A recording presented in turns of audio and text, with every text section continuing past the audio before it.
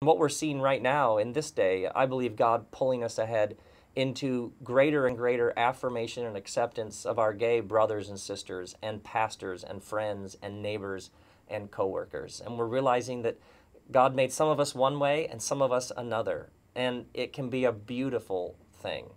And so instead of throwing stones and causing more pain and suffering in the world by excluding some and writing off others and speaking incredibly unkindly about some, we embrace that we're all on a journey and all of us together, whatever our particular perspective is, let's work together on the real problems we have ahead of us.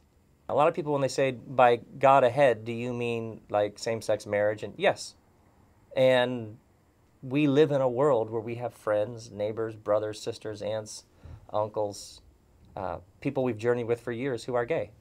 And we need to love, affirm, and all of us together work on the real problems we have in the world.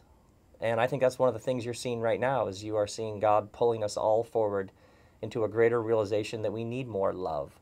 We need more fidelity. We need more monogamy. We need more people who are committed to each other. It's not good for us to be alone.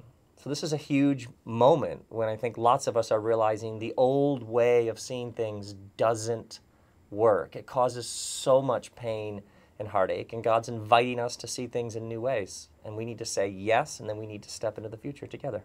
Probably every generation had this sense of, man, we're living in the midst of history.